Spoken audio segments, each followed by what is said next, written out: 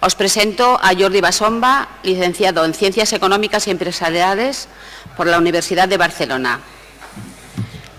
Tiene un extenso currículum como director de producción de espectáculos musicales y como auditor. Desde febrero de 2014 es gerente de Manresa de Equipamientos Escénicos, empresa gestora del Teatro Cursal y del Teatro Conservatorio y de la Programación Cultural de Manresa.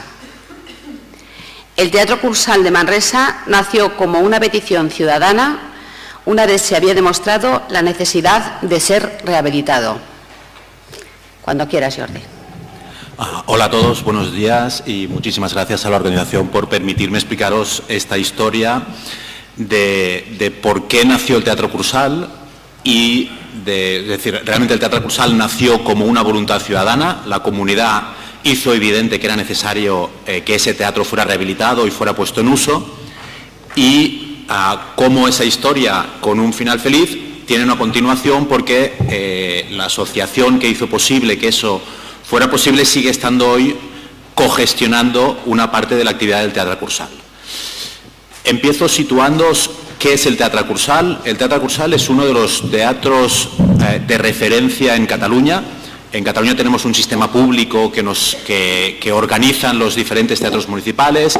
El Teatro Cursal está en la categoría que se llama E3, que son de la categoría de mayor volumen, etcétera, etcétera, y dentro de esa categoría estamos puestos de los mejores teatros. Es decir, es un teatro de referencia. Os pongo unas cuantas cifras para ver dónde estamos situados hoy en día y luego tiraremos para atrás para ver toda la historia. El Cursal tiene un presupuesto de 2,2 millones de euros, de los cuales en ingreso por venta de entradas es el 50%, es 1,1 millones de euros. Del 50% restante, un 30% son otros ingresos propios, de alquileres, de cesión de espacios, tenemos una pequeña aula de teatro, cesión del restaurante, y solo un 30% de estos 2,2 millones de euros es ayuda pública, Generalitat de Cataluña y Ayuntamiento de Manresa. El Cursal vende 85.000 entradas de espectáculos profesionales al año.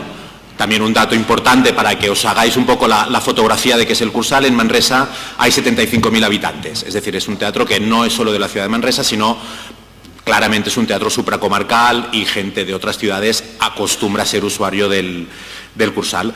Y la gran diferencia del Cursal es que no hay la figura de un programador, no existe el programador, sino que hay una asociación que se llama Asociació Cultural El Galliner, que se encarga de la programación de manera cogestionada con nosotros, con la estructura profesional del Cursal.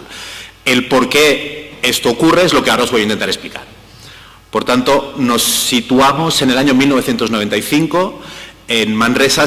Un grupo de amigos se constituyen en esta Asociación Cultural El Galliner con un doble objetivo. Por un lado, dinamizar la lamentable situación teatral de Manresa en esos años, ahora os lo explicaré, y por otro lado, la restauración del Teatro Cursal. El Teatro Cursal es un teatro construido en 1927, que como muchos teatros de esa época pasó por ser teatro, luego pasó a cine, luego volvió a ser teatro, se hicieron zarzuelas, óperas, hasta que la rentabilidad en los años 70, el propietario lo cerró, el ayuntamiento lo compró y se estaba cayendo en el centro de Manresa.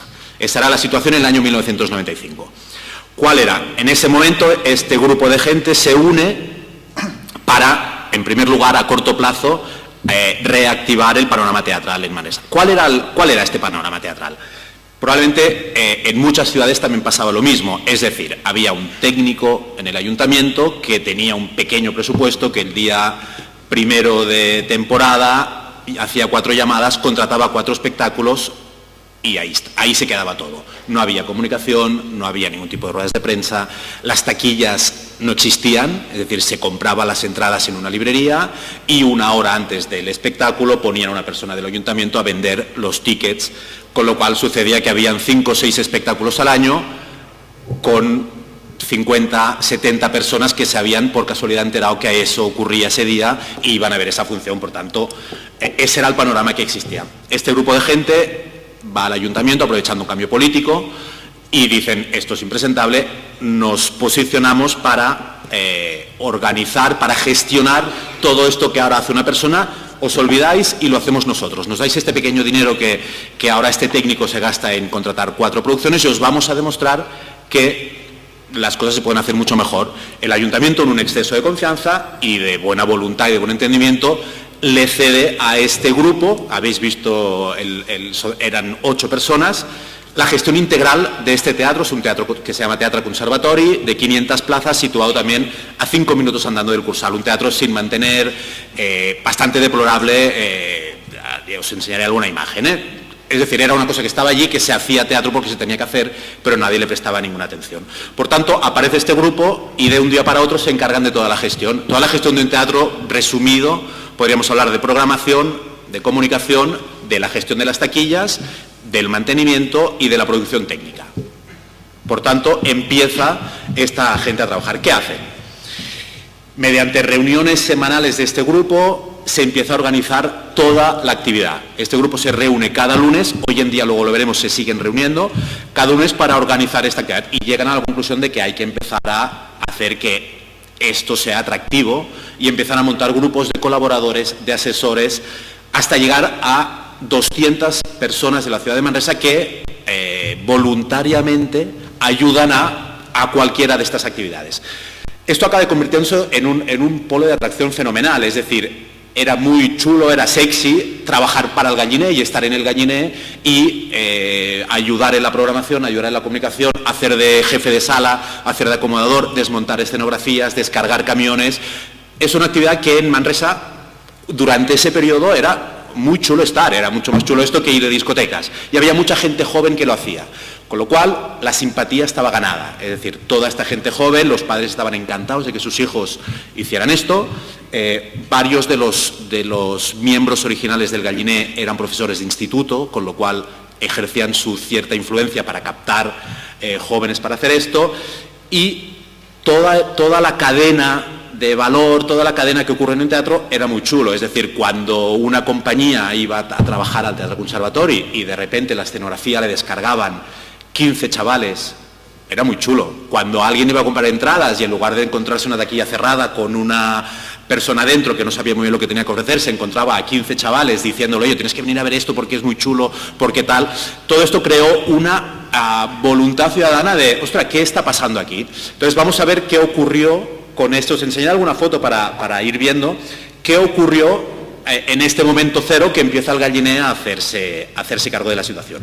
Por un lado, todos tenemos a un amigo que tiene un bote de pintura, que tiene una lijadora, y entonces vamos a empezar a rehabilitar, a hacer chulo el teatro. Es decir, imaginaos la puerta de entrada como era al principio, sin ningún tipo de mantenimiento, pues un sábado por la mañana cogemos a 4 amigos, rascamos, pintamos, barnizamos y de repente queda una entrada como mucho más atractiva, con mucho más ganas de entrar y no aquel zulo. Atención al espectador, cuando entraron en el Teatre Conservatori, como no había prácticamente actividad, nadie gestionaba el bar. Veis aquí a la izquierda arriba, o igual a la derecha, a la izquierda, la barra del antiguo bar que nadie utilizaba. Entonces esta gente se pone, pintan, barnizan, tal, y convierten eso en las taquillas. Veis la foto de abajo, es decir, ya no es una taquilla cerrada que abre 1 hora a la semana, sino que durante cada día 3 horas al salir del instituto los chavales se ponían a explicar, a vender, a contar qué iba a venir y a la vez a recibir sugerencias. Es decir, oye, yo he ido a Barcelona, he ido a ver este espectáculo, ¿por qué no lo traéis? Que es fantástico y tal. Entonces ahí se cogían muchas sugerencias, todo estaba pensado para que todo el mundo pudiera escribir su sugerencia, apuntarse para colaborar en alguno de los diferentes aspectos y todo esto empieza a funcionar. Lo que os decía antes, no se contrata gente para cargar y descargar camiones, eran estos grupos de chavales que ayudaban en los montajes. El ayuntamiento ponía un técnico de luces o un técnico de sonido que era quien manejaba los aparatos, pero todo lo demás eran voluntarios, etcétera, por lo que se creaba, repito, toda esta bola de imaginario colectivo de que todo esto era muy chulo participar y la gente respondía y tal.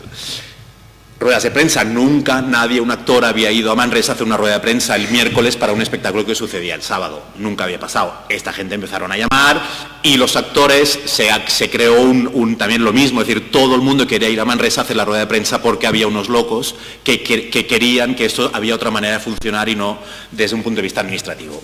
Pepe Rubianes fue un caso paradigmático porque durante 4 meses, cada lunes, que era su día de descanso, él iba a Manresa a actuar, porque las funciones de un lunes se agotaban, y entonces decía, allí me decía, como veo que está lleno, voy a venir el lunes siguiente, y al lunes siguiente. Durante 4 meses él iba viniendo porque se creaba toda esta manera diferente de trabajar. Os cuento también pequeñas anécdotas que a mí me han contado. Yo no estaba en todo esto, yo no soy de Manresa, yo soy de Barcelona, y hace 2 años y medio que estoy trabajando. Cuando me lo están explicando, es alucinante. Entonces, ellos lo tienen mucho más vivido, pero estas experiencias son alucinantes, y la perspectiva de alguien desde fuera les permite a ellos también situarlos. Por ejemplo, en estos espectáculos de Pepe Rubianes, lo que se hacía igualmente era, preparaban como unas moneditas que colocaban en los 20 moneditas de cartón en los asientos de los 500 espectadores del Teatro Conservatorio. Y Pepe decía, por favor, cada uno que se sienta aquí, estas 20 moneditas, repartirlas entre vuestros amigos y decirles que el lunes que viene vuelva a venir, porque no va a dar tiempo de enganchar carteles, etcétera. Si vosotros lo difundís, esto va a llegar a todo el mundo. Eso es exactamente lo mismo que los likes del Facebook. Es decir, oye, por favor, difunde esto. Pues esta historia de Pepe duró 4 meses con llenos absolutos, y porque él se fue a Madrid o no sé dónde, porque si no igual hubiera podido funcionar durante un año. Es decir, había una voluntad de asistir, de ser partícipe en todas esas actividades. ¿Qué más ocurría? Otras historias que a mí me gustaría explicar. Comunicación. A ver, sentido común. Esta gente tuvo la brillantísima idea de, cuando tenían a todo el público de Pepe Rubianes sentado en la platea, que es un público que existe, es un público que paga y que le gusta ese tipo de espectáculos, salía una persona y decía, hola, mira, a vosotros que estáis aquí, que habéis comprado, etcétera, etcétera, etcétera, os recomiendo que dentro de 2 semanas vamos a traer otra comedia, y es fenomenal, ha estado en Barcelona tal, os recomiendo que vengáis a verla. Las taquillas están abiertas cuando salgáis. Pues prácticamente se vendían las funciones gracias a esa presentación. Luego, hoy en día nos estamos inventando los CRMs, buscando una base de datos, mandar mailings, saber quién es el que compra, porque quien compra el jueves. Nada, esta gente estaban allí, salía con un micrófono y lo soltaba. Y se vendían el 30 al 40% de entradas de esa futura representación que se recomendaba personalmente, que era esa persona que había montado todo este tinglado del cual toda la ciudad era partícipe. ¿Qué más se hacía?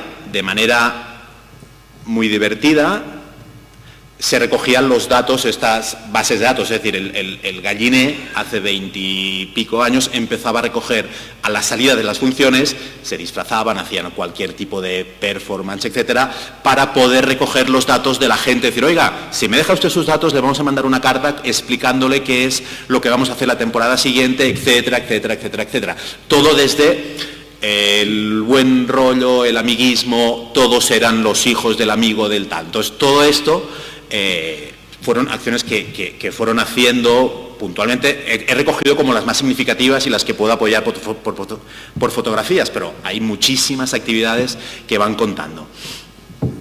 Por tanto, en el periodo, ellos empiezan su actividad en el 96, estamos ahora en el 1998, en este periodo pasamos de 20 funciones en el 1996, en el 95 habían sido 6, ya en el primer año pasan de 6 a 20, pero en 2 años pasamos de 20 a 50 a 50. Por tanto, bueno, muchísima más actividad, un incremento de espectadores del 167% en este periodo de 3 años, perdón. Y un dato gracioso es que en 1997 un estudio que hizo la Diputación de Barcelona detectó que el 54% de los nuevos espectadores que por primera vez pisaban un teatro ocurría en la ciudad de Manresa, en toda la provincia de Barcelona, con toda el área metropolitana de Barcelona, con sus 2 millones de habitantes, etcétera, etcétera. Es decir, la gente que estábamos en el sector conocíamos que allí pasaba algo muy peculiar. Es decir, si un espectáculo de teatro, de música, en los teatros municipales acostumbra hacer una función, en Manresa se hacían 3 o 4, porque la primera se llenaba, la segunda se llenaba, la tercera se llenaba. Y era un fenómeno conocido. Por tanto, estamos situados que todas estas actividades del Galliner, prescindiendo del ayuntamiento, funcionan y se hace evidente que el Teatre Conservatori se está haciendo pequeño. Empieza ahora el segundo de los objetivos que se había marcado el Galliner, que era: vamos a hacer evidente al ayuntamiento que no es que Manresa solo quiera 4 funciones de teatro, es que podemos hacer 20, podemos hacer 50 y necesitamos un teatro en condiciones porque el Teatre Conservatori se está cayendo. Entonces empieza, paralelamente a todo lo que os estoy contando, el otro debate, es decir, hay que presionar al ayuntamiento para que se restaure el Teatre Conservatori. El Teatre Conservatori, como os digo, en el medio del edificio señorial, año 1927 de construcción, en el centro de Manresa, cayéndose, supongo que se aprecian las fotos, que los cristales están todos rotos, etcétera, etcétera, sin ningún tipo de actividades de hacía 20 años.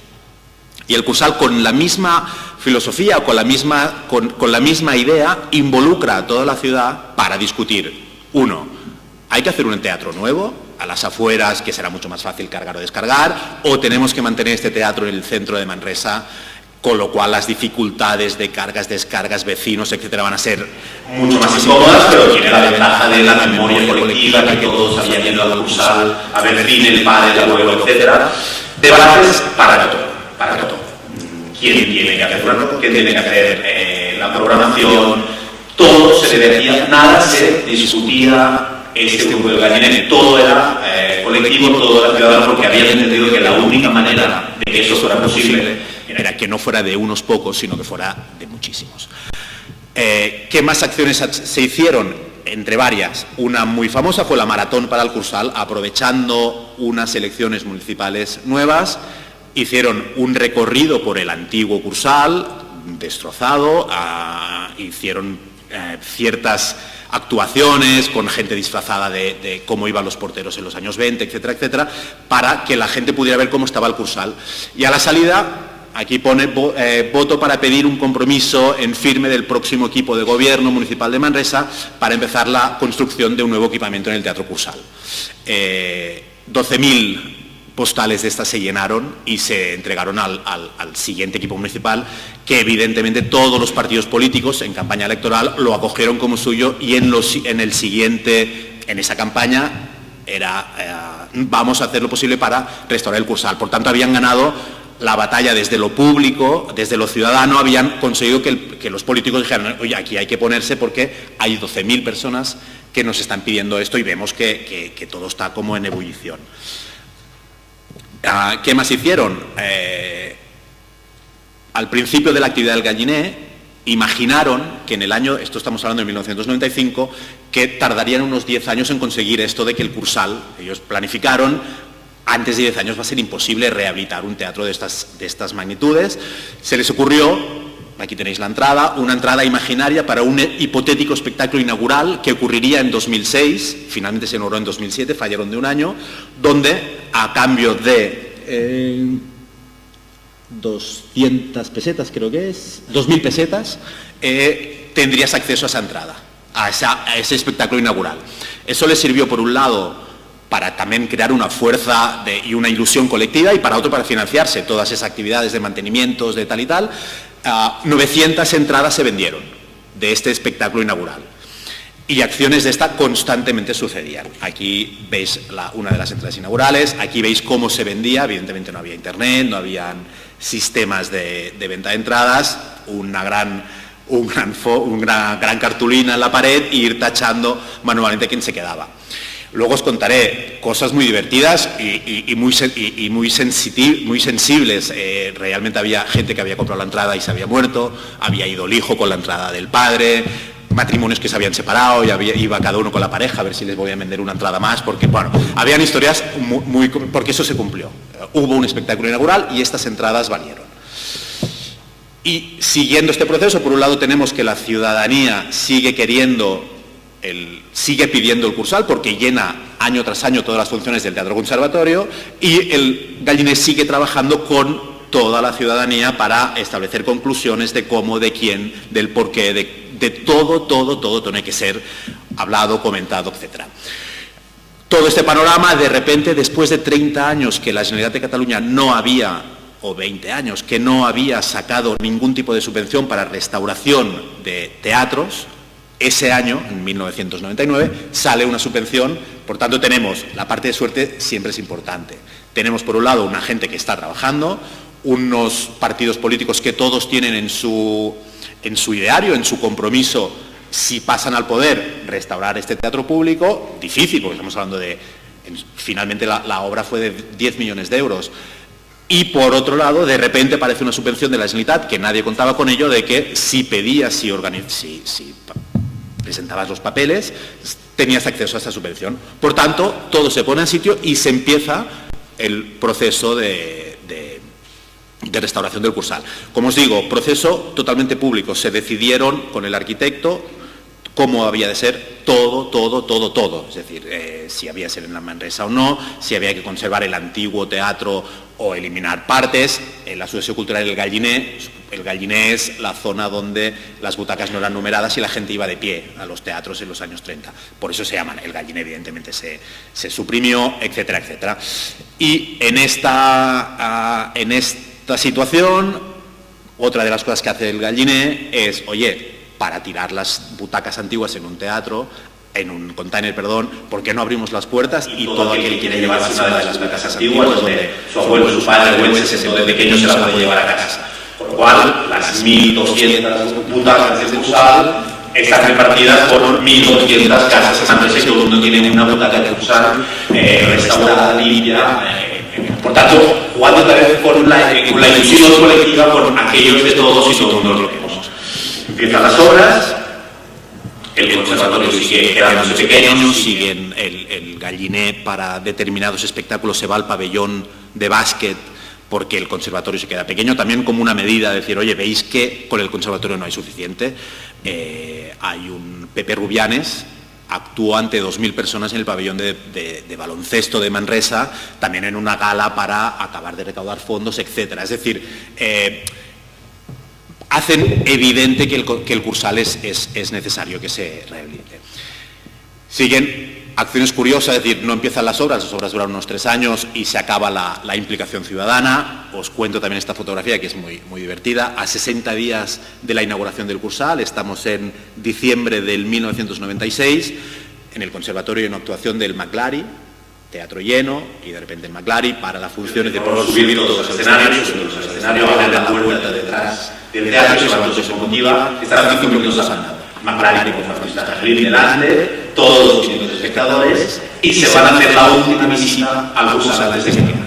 Evidentemente toda la gente está paseando por el paseo, se unen a esta comitiva y entraron 800 personas a dar la última vuelta a las instalaciones del Cursal, jugando con esta emotividad, con estas ganas de que todo el mundo pudiera acceder y que fuera de todos y no el capricho de unos cuantos. Finalmente, el Cursal está para estrenar y el 21 de febrero del 2017, es decir, un año después de lo que habían previsto aquellos locos, se inaugura el Cursal. Aquí tienen su merecidísimo aplauso. Acabar de un espectáculo que se hizo 3 funciones, salieron todos a ser aplaudidos, a compartir un poco esta experiencia. La foto de señora también es real, desde el día de la inauguración, es decir, realmente era el teatro de todos, no era de unos cuantos, era el teatro de todos, de toda la ciudad, y la fiesta final con fuegos artificiales y muy participado por todos. Por tanto, nos encontramos en el año 1997, esta gente ha hecho este fantástico trabajo, se inaugura un bicharraco de 4.000 metros cuadrados, ya hay que gestionarlo de otra manera, no puede seguir siendo gestionado por unos chavales que cuando salen del instituto, es decir, aquí ya estamos hablando de una cosa mucho más seria, y se plantea el modelo. El ayuntamiento dice, bueno, ahora vamos a tener que contratar a profesionales, habrá que contratar un gerente, habrá que contratar un jefe técnico, probablemente necesitaremos 3 técnicos más, porque si no aquello con un solo técnico no se va a poder hacer. Es un teatro con 2 salas, 4 salas polivalentes, estamos hablando de un teatro grande. Y ahí se plantea qué hay que hacer. Se le pide al Galliner, ¿qué queréis hacer? Evidentemente el Galliner se retira, pero dice, no, bien, estaría bien quedarnos con la programación y con la comunicación. Es decir, evidentemente no podemos seguir gestionando la taquilla porque no tiene sentido, no podemos seguir gestionando administrativamente, pagar nosotros los cachets de las compañías, gestionar la taquilla, pagar... No tiene ningún sentido organizarlo profesionalmente, pero estaría bien tener este vínculo donde tener el pie puesto ahí. Se llega a una solución muy buena, que es decir, la jefe de taquillas que se contrata, pues puestos a buscar quién mejor que quien durante 10 años era quien organizaba los equipos de trabajo de colaboradores para asistir a las taquillas. Por tanto, se le pidió, ¿tú quieres trabajar en el Cursal? Evidentemente sí, era el sueño, de decir, si ya estaban trabajando sin cobrar, pues aquello... Por tanto, hubo 3 o 4 personas que del Galliné pasaron a trabajar profesionalmente en el Cursal. Jefe de taquillas, jefa de comunicación, una taquillera y un técnico. Entonces, estos fueron absorbidos por la estructura profesional del Cursal y el Galliner continuaba programando, visualizando qué espectáculos había que programar, etc. Una anécdota también divertida, es decir, yo me quiero mucho a todos mis amigos programadores, pero acostumbran a tener todos un tic de programar a veces cosas que les gusta un poco solo a ellos y no pensar siempre en el público. Aquí había un grupo de 15 personas con gustos diversos, era un teatro de la ciudad y se programaba todo. Hubo un cierto revuelo. El tercer concierto que se programó profesionalmente ya el Cursal en funcionamiento fue un concierto de Manolo Escobar. Claro, de repente los culturetas de la ciudad dijeron, no, todo este trabajo para que Manolo Escobar inaugure el Cursal, haga un concierto del Cursal, pues aquí tenemos que traer a los mejores dramaturgos, poetas, y no, es decir, es de todo. Si queremos que todo el mundo cuando pase por el Cursal se lo sienta suyo, hay que hacer conciertos de Ovidi Montllor, hay que hacer teatro de Dago el Dago, hay que hacerlo todo, porque no tiene sentido. Este teatro está pagado por todo el mundo. Y esta voluntad sigue existiendo, es decir, esta gente del Galliné, como veréis, os cuento, esta gente del Galliné sigue reuniéndose y el espíritu de esta gente sigue funcionando. ¿Os acordáis la fotografía que os he enseñado de las taquillas cuando presentaron el antiguo bar del bar? Pues aquí tenemos las actuales taquillas del Cursal y no deja de ser el mismo concepto, es decir, ¿qué sentido tiene una taquilla cerrada, con un cristal, con un amplificador que no oyes lo que te dice? Oye, atención al espectador, la gente quiere saber qué y si me gustará y si no me gustará. Por tanto, veis que se parece muchísimo el concepto de una taquilla abierta y no una taquilla cerrada. Las presentaciones siguen ocurriendo, es decir, seguimos haciendo exactamente lo mismo. Cuando hay una comedia, o sea, sale una persona del Galliné, que es aquella persona que gracias a él o gracias a aquella idea construyeron el Cursal hace 20 años y explica que si estáis hoy aquí viendo este drama, dentro de un mes tendremos el drama y las taquillas siguen estando abiertas porque cuando salgáis y hay una confianza ciega. Y después de 22 años, el Galliné sigue reuniéndose cada lunes para decidir la programación, los aspectos comunicativos y a estas reuniones estoy invitado, con lo cual todas sus propuestas pasan un poco por el filtro mío, que os podéis imaginar que después de esa experiencia mi filtro es totalmente laxo. Es decir, si esta gente ha conseguido esto, ¿quién soy yo para decir? Es decir, yo puedo decir, oye, pues igual aquí tendríamos que bajar el precio o subir, pero tienen mi absoluta confianza como no podría ser de otra manera. Y probablemente estas 20 personas conocen mucho mejores los gustos de Manresa, como tienen una experiencia, un know-how de estos 20 años que ningún programador a sueldo podría tener. Por tanto, gracias a esta gente se construyó una cosa, pero un importante equipamiento municipal, pero en el momento que esto fue una realidad no desaparece, sino que hay que absorberlos, la estructura del Cursal tiene que tenerlos dentro, porque si no sería un error catastrófico prescindir de esta gente, porque serían muchas más cosas, es decir, la gente volvería a no pensar en el Cursal como una cosa de todos, etcétera, etcétera, etcétera.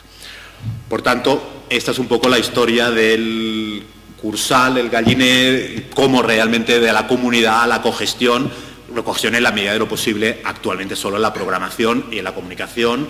Ellos dicen que hay que programar y nosotros del Cursal llamamos a las compañías, calendarizamos, vemos si es posible. Ellos dicen cómo sería ideal comunicar cada uno de los espectáculos y nuestro equipo profesional actúa para hacer aquello posible. Por tanto, yo aquí acabaría. Si tenéis alguna duda, no sé si mejor luego. Sí, mejor luego. Gracias.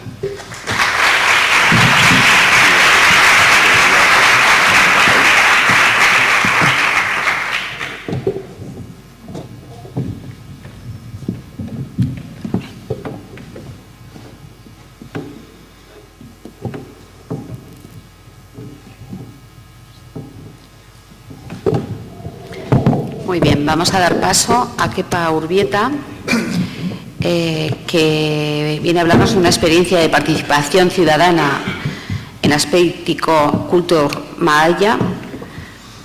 Kepa Urbieta es licenciado en Humanidades, Comunicación por la Universidad de Deusto. Ha realizado tareas de periodista como colaborador de programas de radio en Euskadi Irratia, redactor y guionista de programas de ETV y también como locutor de programas de Euskadi Irratia.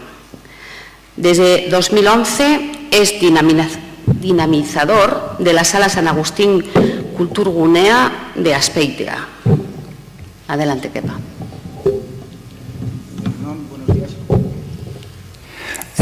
Buenos días.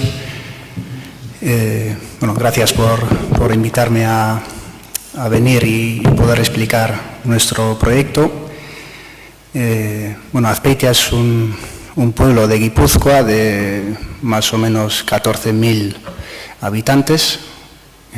Creo que es lo que tiene Atarrabia.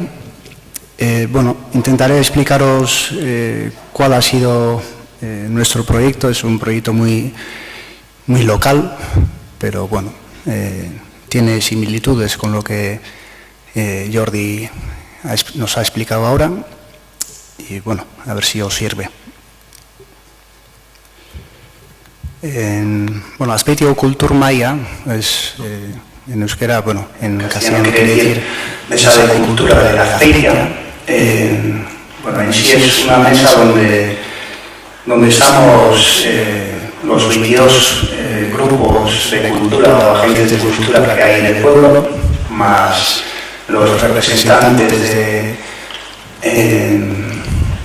los partidos políticos que están en el ayuntamiento, más individuos que están en pro de la cultura y están interesados.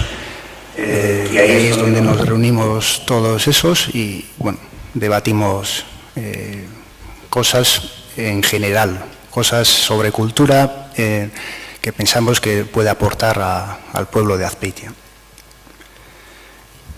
Para situarnos un poco cómo hemos llegado a día de hoy, tenemos que remontarnos al año 1998 más o menos, que es cuando un grupo de jóvenes de 25 años, recién licenciados en comunicación, pues empiezan a preguntarse cosas y a preguntar cosas también a los demás, ¿no?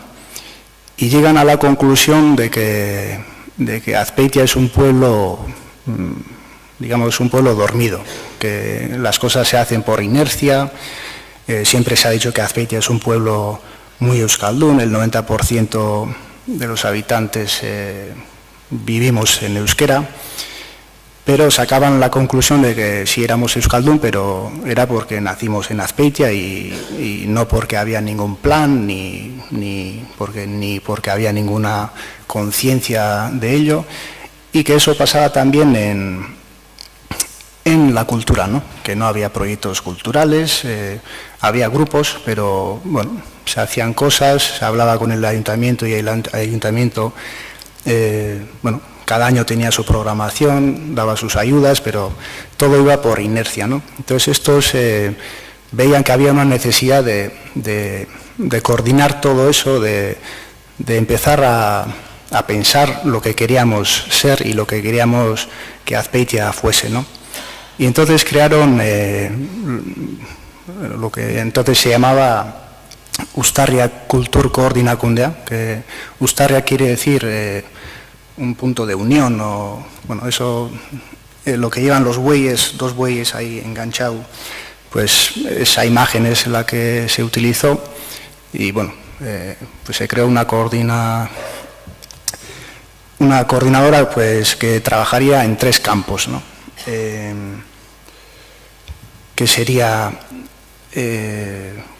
un campo sería la cultura, el campo de la cultura, la otra el campo del euskera y la otra el campo de la comunicación.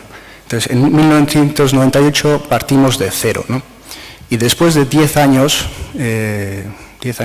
eso se fue expandiendo y había más gente participando cada año. Entonces, después de 10 años, se hizo otra vez un estudio y nos encontramos. Yo en el 98 no estaba, todavía era muy joven, todavía lo soy, pero bueno, aquellos años más. Y después de 10 años, entonces sí estaba, pues se diagnosticó, bueno, se vio que se progresó mucho en los 3 campos, ¿no?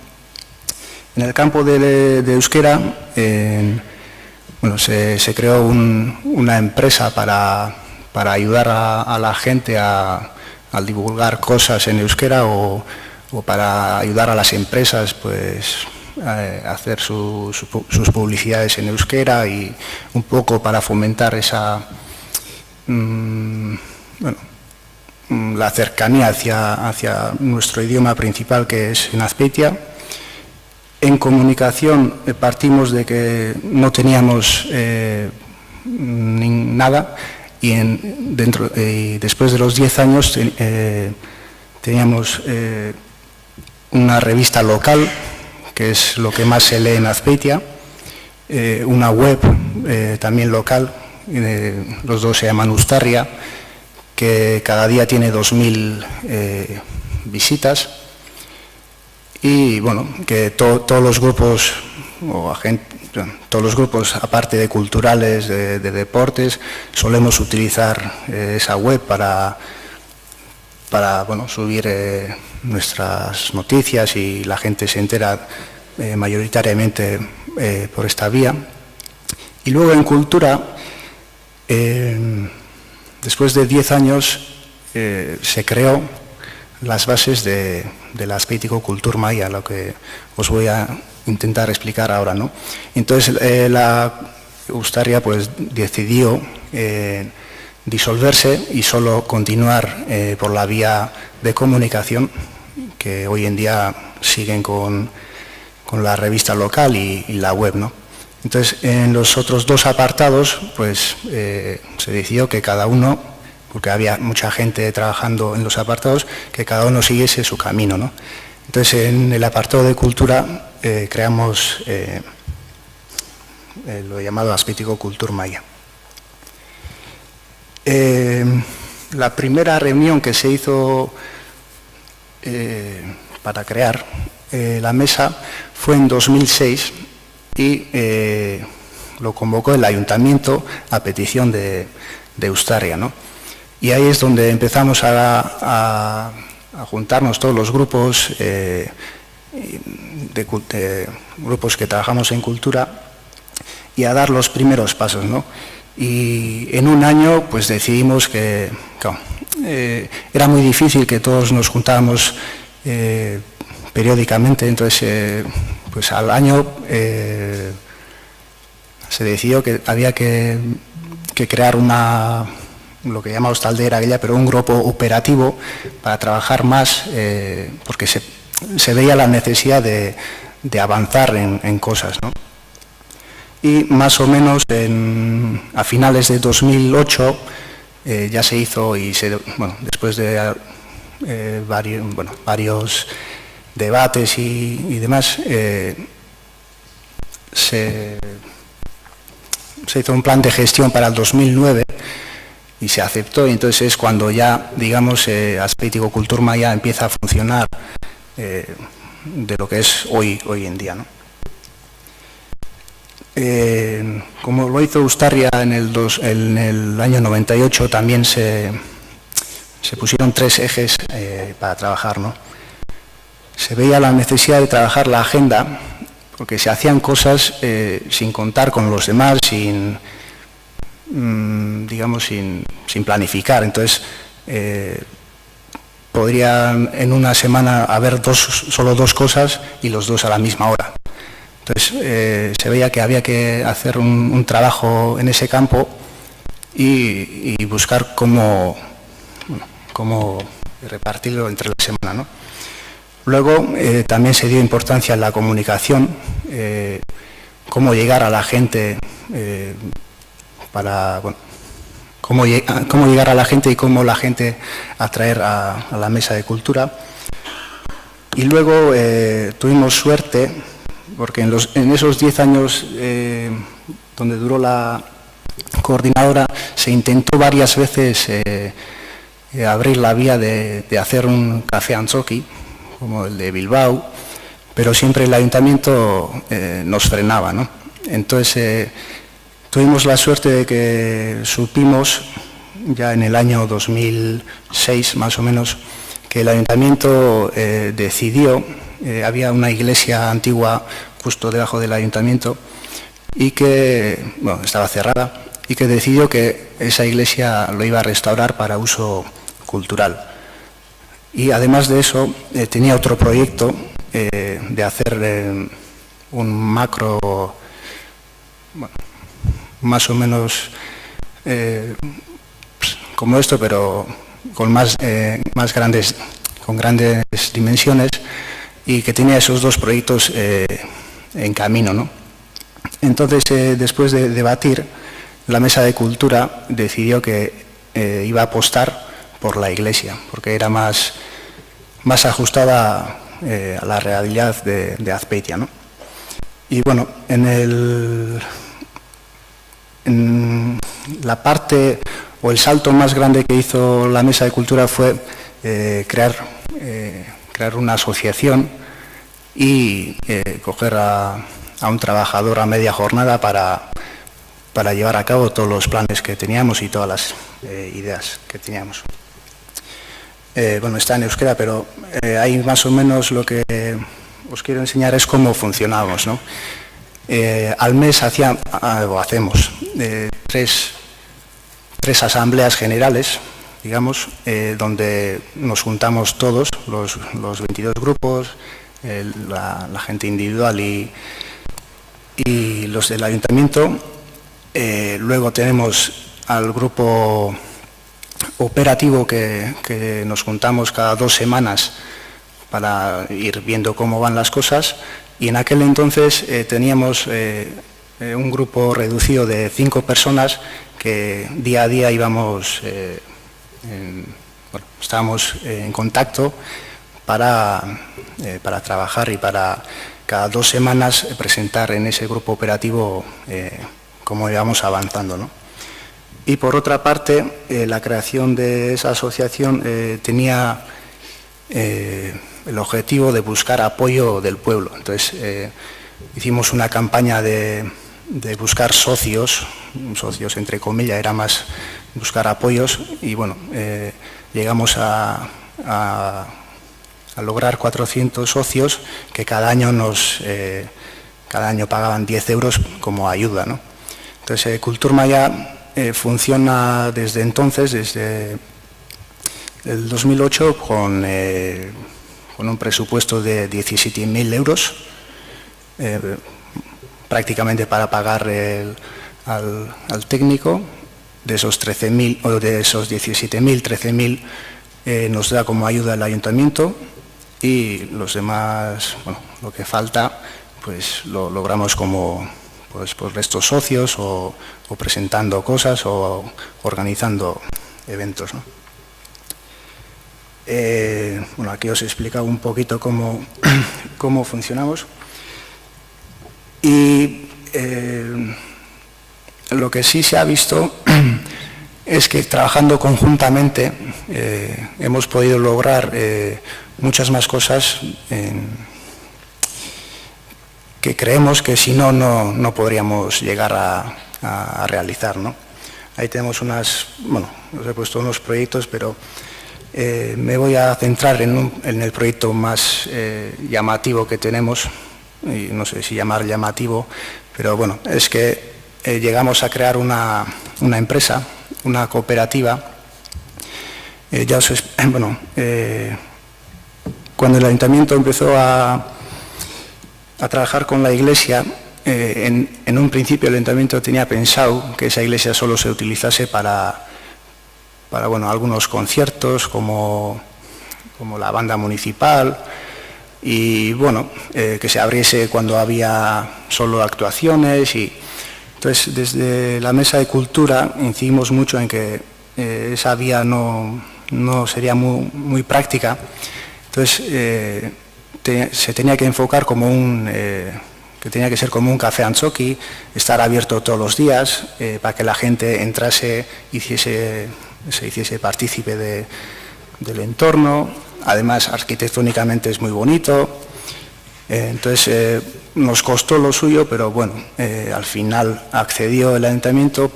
También le ayudamos a un poquito a decidir cómo y qué materiales poner, y porque el ayuntamiento tenía intención de seguir con los bafles así rectos y finos que hay en la iglesia. Entonces le decíamos que con eso era imposible organizar un concierto. Entonces, bueno, nos costó lo suyo, pero al final bueno, se hizo un café Antzoki bastante atractivo.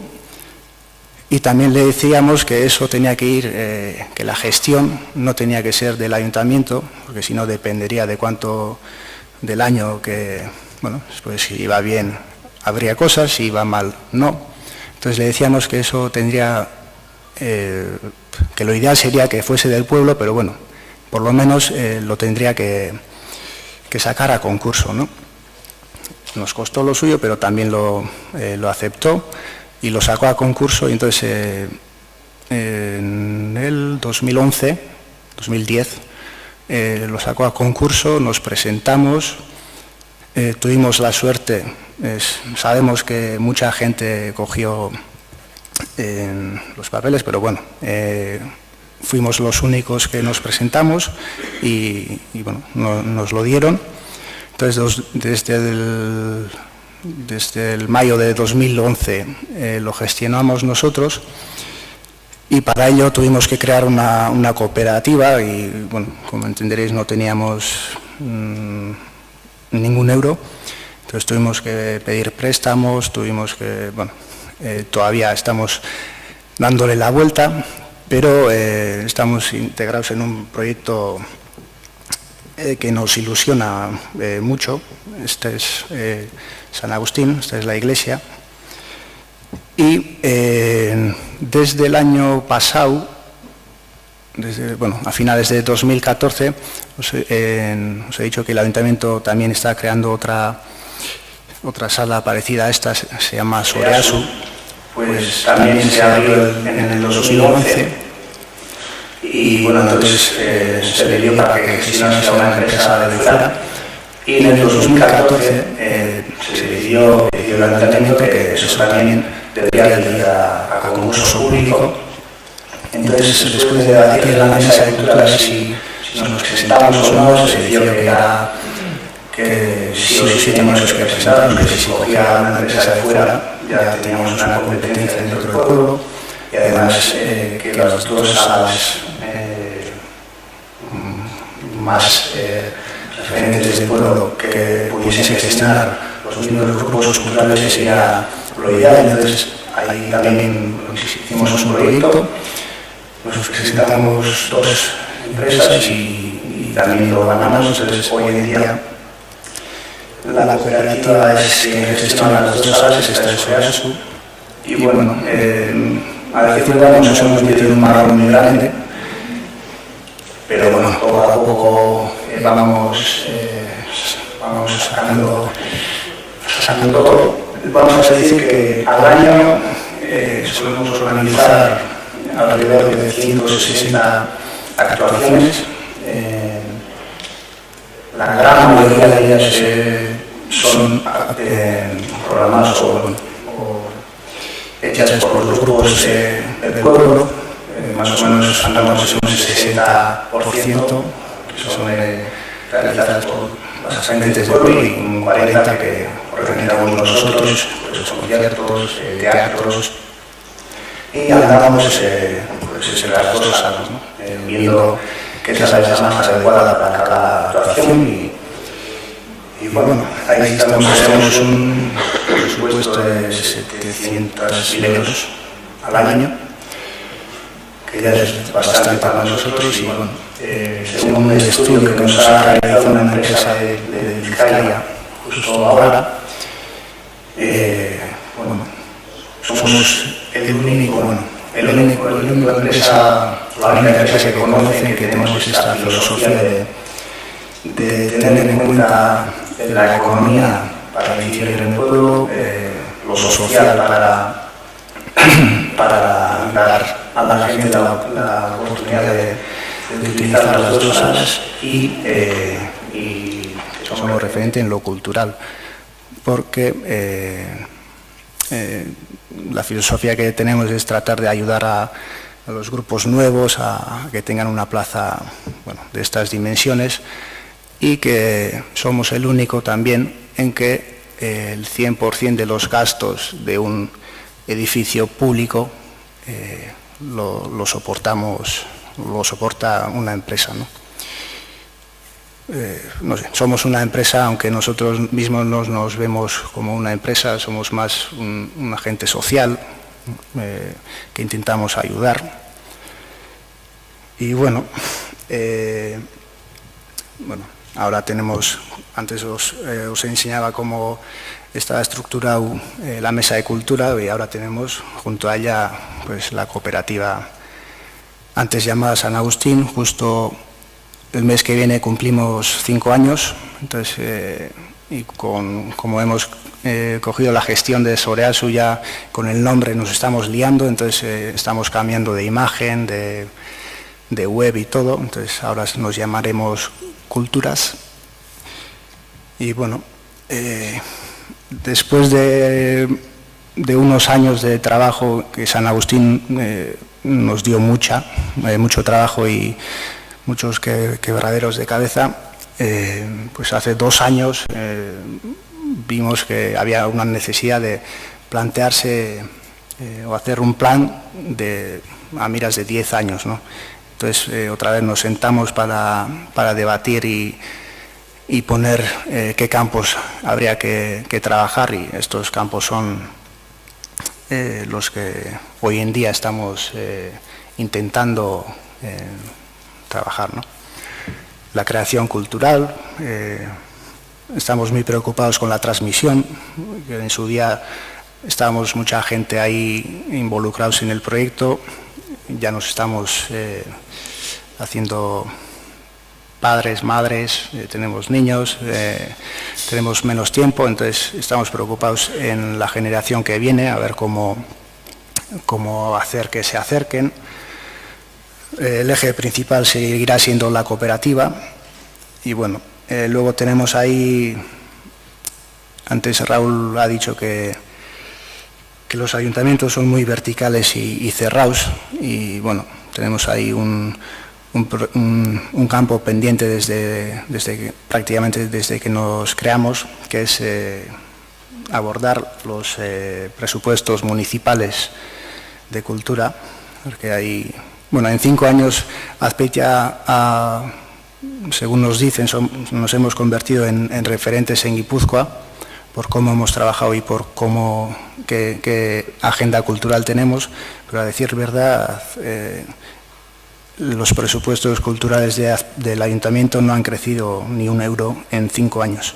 Entonces eso quiere decir que eso se ha logrado a costa de nosotros, quiero entender. Entonces, bueno, estamos ahí intentando a ver cómo podemos hablar o cómo nos podemos sentar todos a estudiar los presupuestos municipales, y